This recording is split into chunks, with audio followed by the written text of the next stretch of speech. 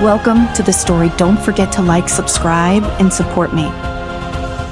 Aaron stood atop the blood-soaked hill, his breath heavy, his heart pounding in rhythm with the thrum of the cursed sword in his hand. Soul Eater, the blade that had chosen him, pulsed with a malevolent energy, its obsidian edge dripping with the life essence of the enemy commander he had just slain.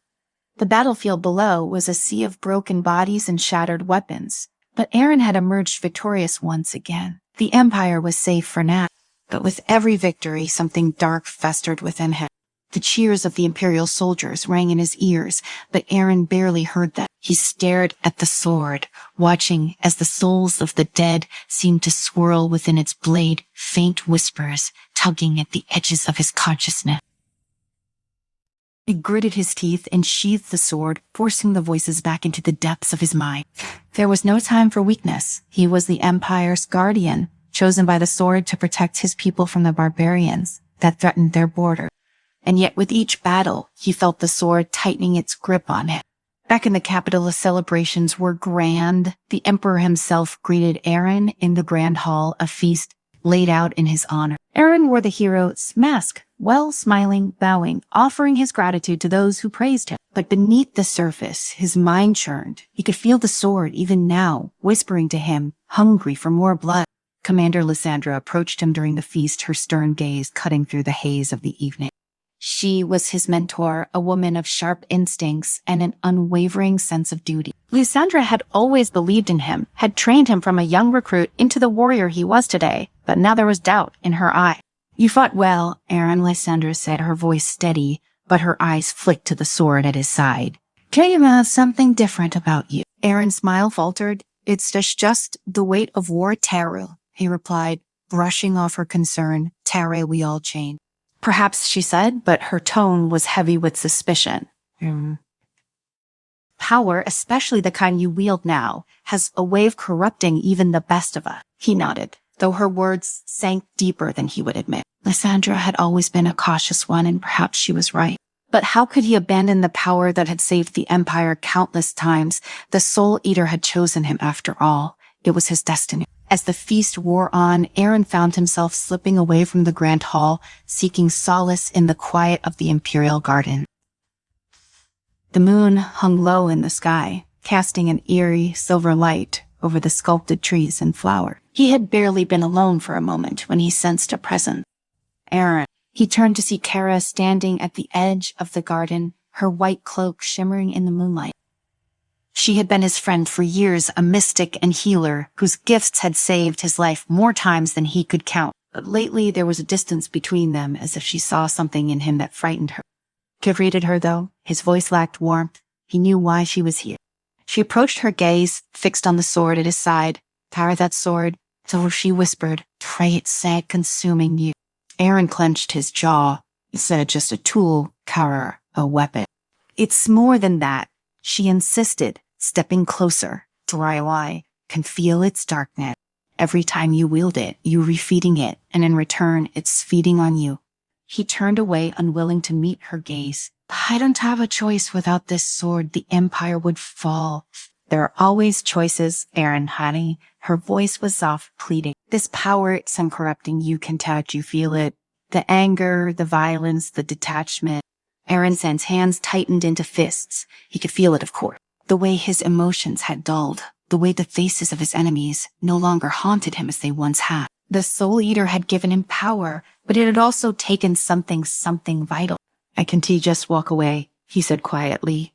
"Not now, not when the war is still raging." Kara's eyes filled with sadness. "If you keep using that sword, you won't be the same person when this war is over." Aaron turned to her, his eyes cold. Without another word, he left her standing in the garden, her warnings echoing in his mind.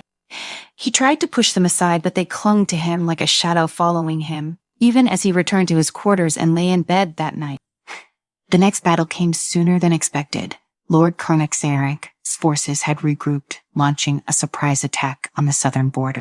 The Imperial army was caught off guard, but Aaron was sent immediately to the front lines, his reputation as the Empire's greatest warrior preceding him. As he rode into battle, the Soul Eater thrummed at his side, eager for blood. The clash was brutal. Zareka's warriors were fierce, their barbaric strength unmatched by most of the Imperial soldiers. But Eren was different. As soon as he drew the Soul Eater, the tide of battle shifted. The sword cut through the enemy like they were made of paper, each strike sending a pulse of dark energy through the air. Eren felt the power coursing through him stronger than ever before.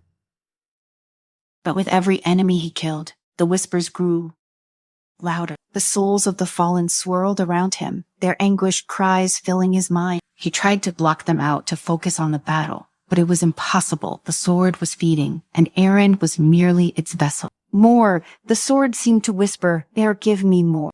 Eren gritted his teeth, driving the blade into another enemy. The sword pulsed with satisfaction, and Eren felt a sickening rush of power. It was intoxicating, but it was also terrifying for a moment. He wondered if the sword would ever be satisfied, if he would ever be free. As the battle raged on, Eren's strikes became more brutal, more ruthless. He no longer fought with strategy or precision. He fought with rage. The Soul Eater guided his hand, urging him to kill without mercy. The enemy fell before him, one after another, their souls feeding the dark hunger of the sword. When the dust finally settled, Eren stood alone on the battlefield, his breath ragged, his body drenched in blood. Xerxes' forces had been annihilated, but the cost had been great. Eren could feel the weight of the souls he had taken pressing down on him, suffocating him. More, the sword whispered again, its voice soft and seductive. Eren stared down at the blade, his hand trembling. He could feel the darkness creeping into his heart, threatening to consume him. He knew in that moment that Kara had been right. The sword wasn't just a weapon, it was a curse that was slowly devouring him. But he couldn't stop, not yet. Back at the capital, Eren was greeted as a hero once again, but this time the celebrations felt hollow. The faces of the people blurred together, their cheers distant and meaningless. All Eren could think about was the sword, the way it had urged him to kill, the way it had fed on the souls of his enemy. He knew he couldn't keep this up, but what choice did he have? Commander Lysandra sought him out the next day, her expression grim. "I've assured reports from the front lines," she said, her voice low, "about the way you fought, the way you slaughtered the enemy." Eren's jaw tightened. "I did what had to be done." Lysandra studied him for a long moment, her eyes sharp and calculating. "This sword of yours," she said slowly.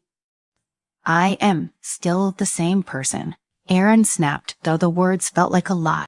"Are you?" Lysandra stepped closer, her voice dropping to a whisper.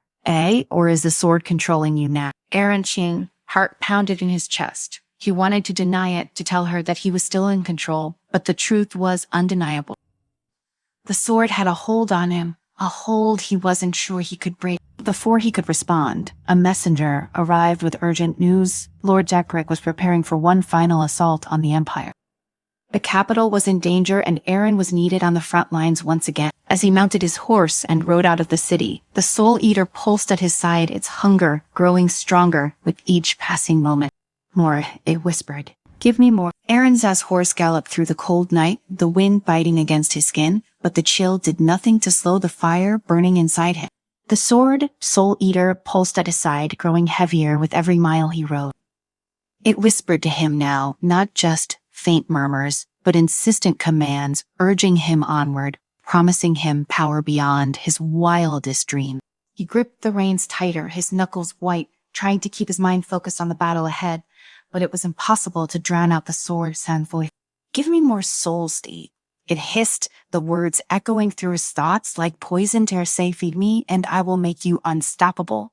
Eren tried to shut it out, but the hunger in the sword was contagious, gnawing at his resolve. He had tasted its power, and though he feared it, part of him craved it too. The exhilaration of battle, the thrill of victory, the intoxicating rush of strength that came with every soul the sword devoured, it was all too tempting. He couldn't deny that. By the time he reached the outskirts of the capital, the city was already under siege. Smoke filled the sky, and the distant sound of clashing steel and desperate screams reached his ears. Lord Xter's forces had attacked with the full fury of their barbarian hordes, and the Imperial army was struggling to hold them back. Eren's heart clenched at the sight of the chaos, but as he dismounted his horse and drew the Soul Eater, all of his doubts melted away. The sword's voice surged in his mind. This is what you were born for. They need you. Only you can stop them. Aaron ran toward the battlefield, his feet pounding against the earth, the sword pulsing in his grip like a living thing. He could feel it feeding off the energy around him, growing more powerful with every step he took closer to the fray. When he reached the front lines, the soldiers barely recognized him before he was already cutting down the enemy, the sword slicing through armor and bone like paper. The barbarians fell before him, their screams lost in the thunder of battle, but Aaron barely noticed. He was lost in the rhythm of the fight, his body moving with a speed and precision that felt unnatural, driven by the sword's relentless hunger. Every enemy that fell added to the sword's send power, and with each death, Aaron felt himself slipping further from the man he used to be. He didn't care anymore. All that mattered was the fight, the victory, the power.